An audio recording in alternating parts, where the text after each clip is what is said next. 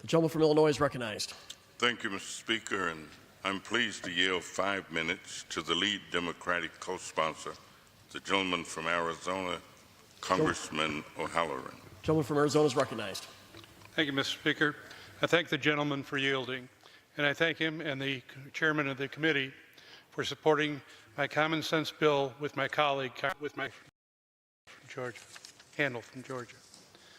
As millions of taxpayers across this country prepare to file their returns on time this week, we must ensure they have the resources they need to properly comply with the law. Taxpayer assistance centers play a critical role in communities across this country. Over 3 million Americans visited one of these centers in fiscal year 17, many of whom traveled considerable distances to get their questions answered face-to-face. Arizona's 5 taxpayer assistance centers help thousands of individuals every year. Ensuring compliance with a complicated tax code can be challenging for families. With the new tax law set to substantially change the current code, it's more important than ever for taxpayers to get answers that will affect their bottom line. Over the past few years, dozens of taxpayers assistance centers across the nation have closed as the IRS sought savings. According to the National Taxpayer Advocate, over 7% of these centers have been shuttered since 2011. Closing one of these centers, which often receive walk-in visits with little or no clear public notice, is disruptive and undermines fairness.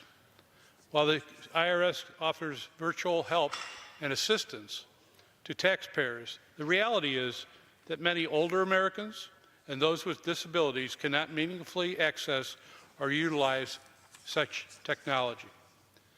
People who are honestly trying to comply with the law should get the help they need face-to-face on a timely basis. People in rural counties spend time and money to drive hours away to get their answered at taxpayer assistance centers. That's time away from running their businesses, from their jobs, and from their families. Issues like transportation barriers and child care often complicate the process.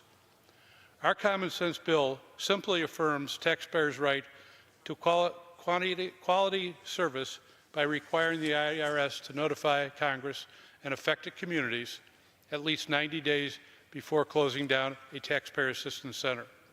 Providing accessible quality service to the people we represent is the most basic and important function we have as members of Congress.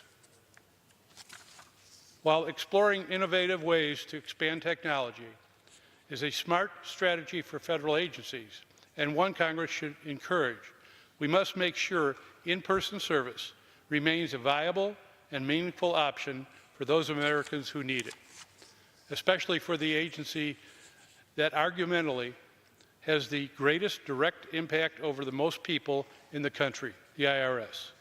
This bill will hold the IRS accountable for making sure communities impacted by a taxpayer assistance center closure have adequate notice and are informed sooner about alternative sources for assistance. I thank Congressman Handel for working with me on this bipartisan bill, and I urge my colleagues to support this passage. I yield back the balance of my time.